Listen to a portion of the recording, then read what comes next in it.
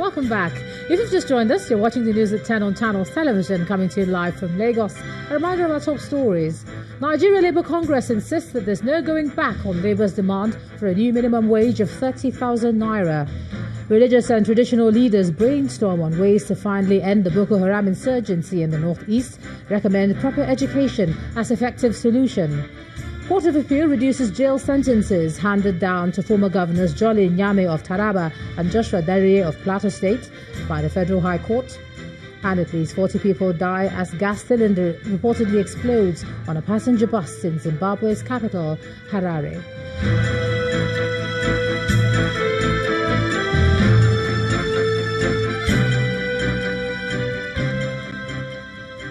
ChannelsTV.com has more information for you, and on youtube.com/channelsweb you can watch our videos.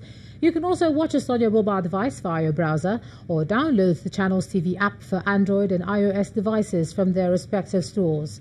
Besides giving you access to news updates on the go, the Channels TV and Channels 24 app has an eyewitness feature that you can use to share pictures, videos or news of happenings around you. Just install the app, then tap and swipe to reveal the menu, then follow the instructions.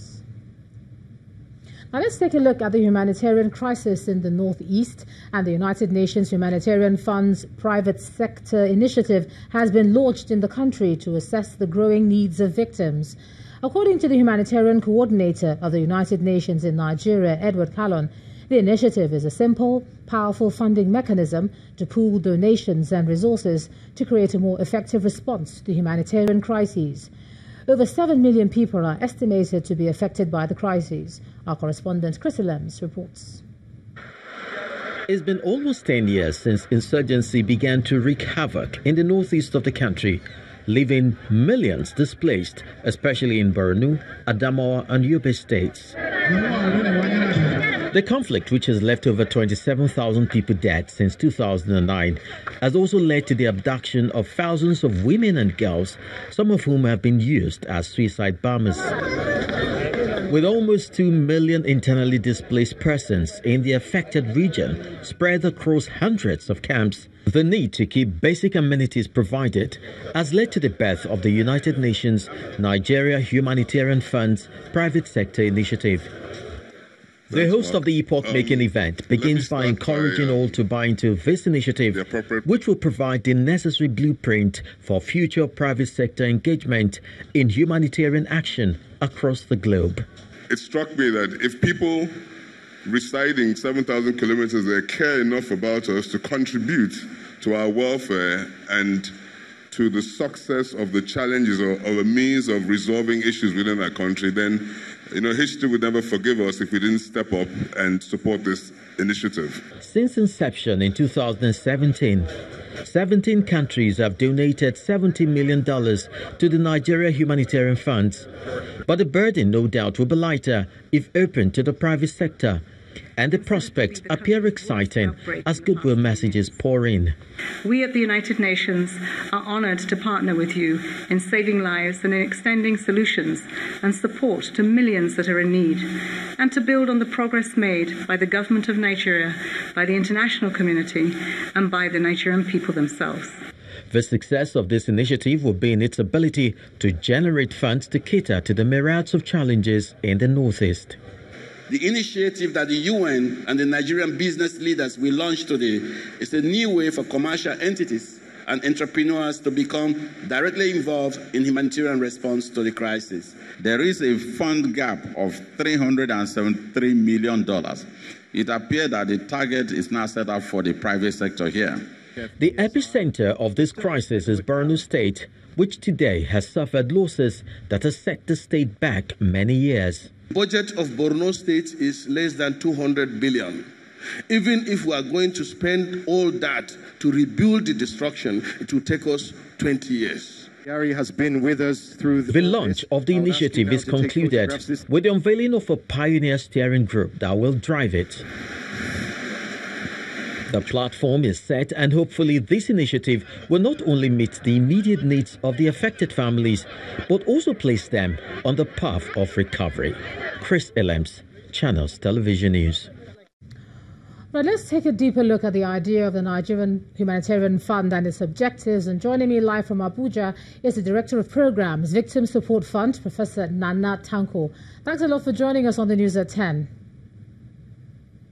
Thank you very much for having me. And as one who works in this area, just give us a sense of how serious the humanitarian fallout of the insurgency is and the nature of funding that's required that's brought this about now.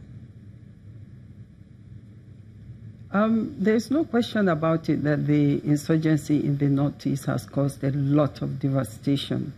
Like you mentioned in the report, Borno State has been the hardest hit. If you look at the millions of people that have not only been displaced, a lot of the time we place emphasis on the displacement, but there are several people that were never displaced, are still living in these communities that lacks everything that we can think of in terms of facilities. Houses have been destroyed, schools have been destroyed, no hospitals.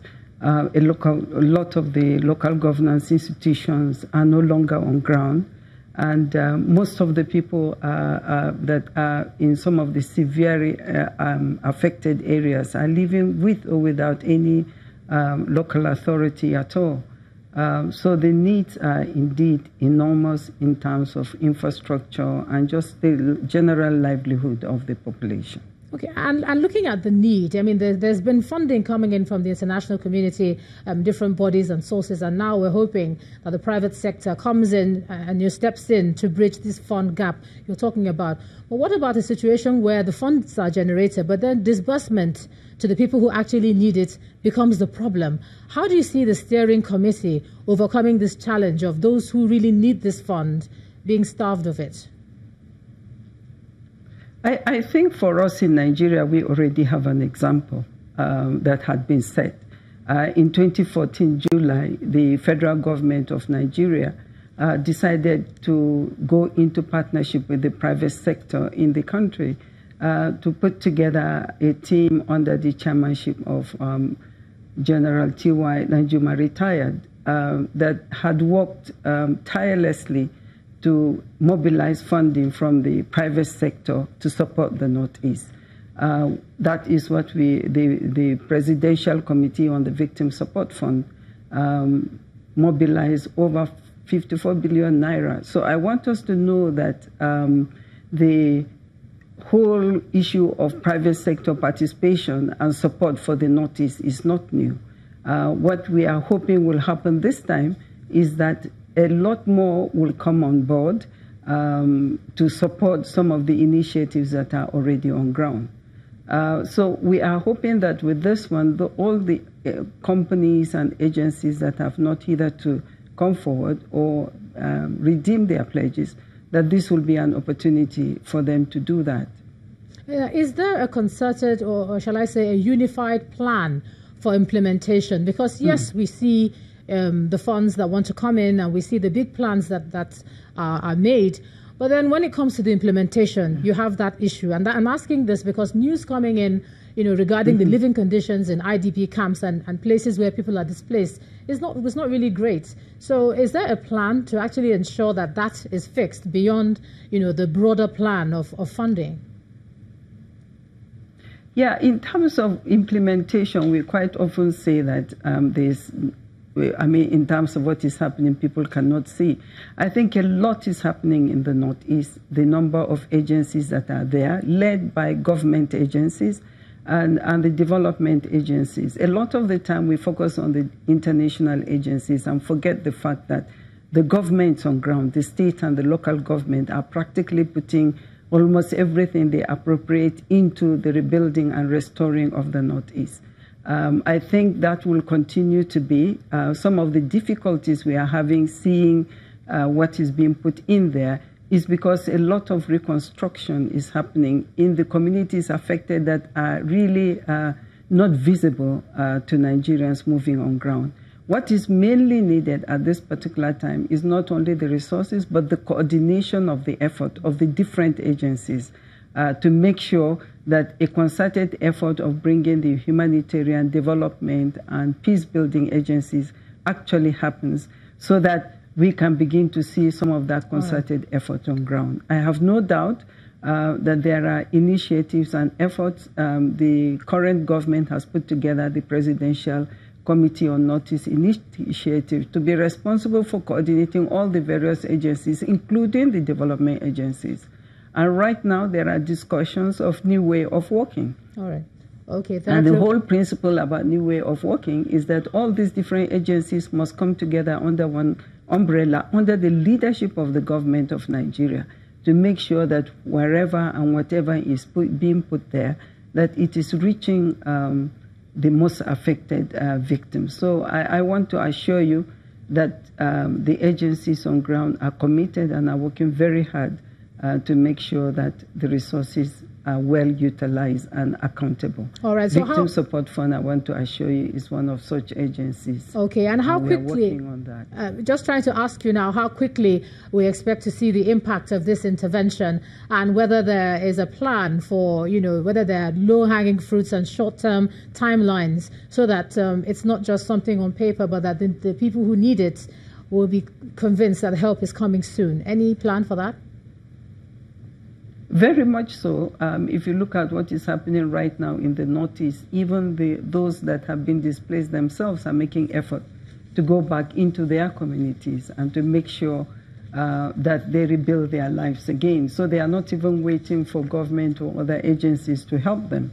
And effort being put on ground is mainly how can we make sure that the dependency on food and non-food items are being distributed is reduced as much as possible by making sure that the people are empowered, that they can go back to their farms and their regular economic activities, and therefore can take care of themselves, rebuild their homes, while government is working on rebuilding the schools, the health centers, and all the other infrastructure in the grassroots to make sure that happens. This initiative is commendable. It should bring in more resources and more hands that will make sure that this is done. All right, Director of Programs, Victim Support Fund, Professor Nana Tanko, thanks for sharing your thoughts with us on the News at 10 tonight. And when the News at 10 returns, Chief Executive Officer of the Nigerian Export Promotion Commission explains concerns of foreign investors over Nigeria's economy, lists factors to attract new investments. Do join us again.